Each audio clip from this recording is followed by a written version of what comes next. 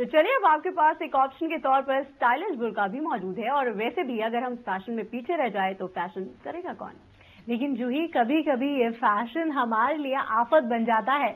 अब तुम बताओ कि हैवी इयररिंग्स पहन लेना तो फैशन का हिस्सा होता है, लेकिन इनका साइड इफेक्ट झेलना पड़ता है हमारे कानों को। बिल्कुल किमी, और अब तुम्हें इसके लिए परेशान होने की कोई जरूरत नहीं है, क्योंकि अब एक ऐसा फिलर आ गया है जो आपके कानों के छिद्रों को कम कर सकता है। तो चलो चलते हैं कॉस्मेटिक सर्जन डॉक्टर नवीन तनेजा के पास और जानते हैं क्या है ये फिलर।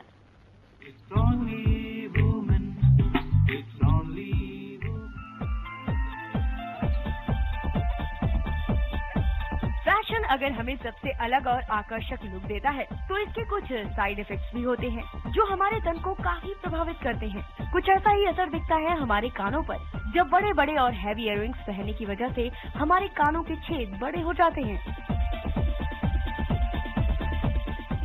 ईयर लोब में प्रॉब्लम की वजह बुंदे पहनना, इयररिंग्स पहनना, थोड़े वजनदार आर्टिफिशियल इयररिंग्स पहनना, डायमंड्स, स्टोन्स, इन सब में वजन होता है। तो गुरुत्वाकर्षण की वजह से, हैंगिंग की वजह से ईयर लोब की स्किन धीरे धीरे कटनी शुरू हो जाती है और डर्मिस में चेंजेस आने शुरू हो जाते हैं।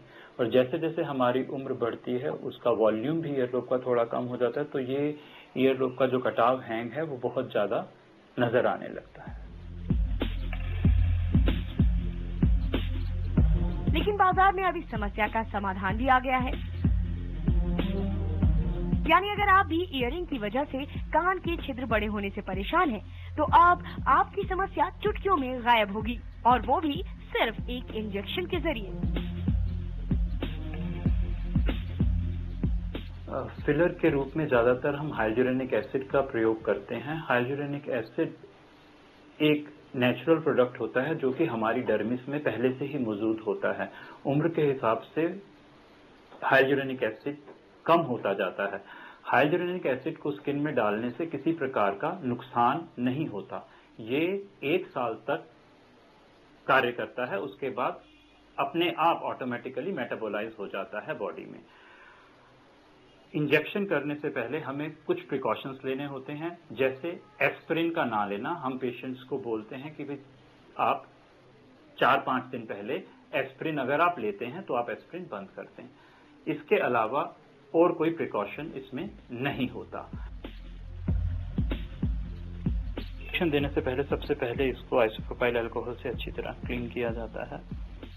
इंजेक्शन की दर्द कम से कम हो उसके लिए पेशेंट को इंजेक्शन लेने से 2 घंटा पहले लोकल एनेस्थेटिक जेल लगाने के लिए कहा जा सकता है, पर इसमें बहुत पेन मिनिमम होता है।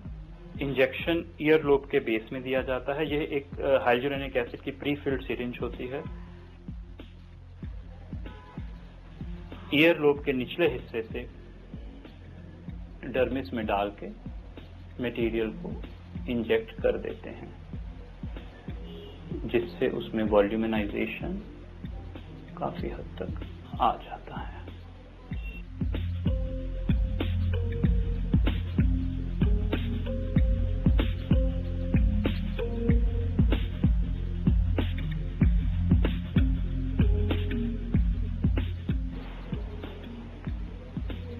इंजेक्ट करने के बाद उसको स्थान को क्लीन कर देते हैं। इंजेक्शन देने के बाद हमें किसी प्रकार की प्रिकॉशंस नहीं लेनी होती हैं।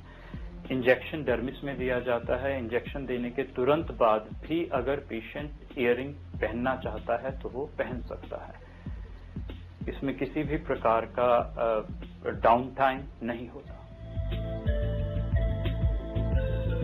तो देखा आपने कितनी आसानी से आप पा सकते हैं ईयर लोब की इस समस्या से छुटकारा, वो भी बिना किसी तकलीफ और साइड इफेक्ट के।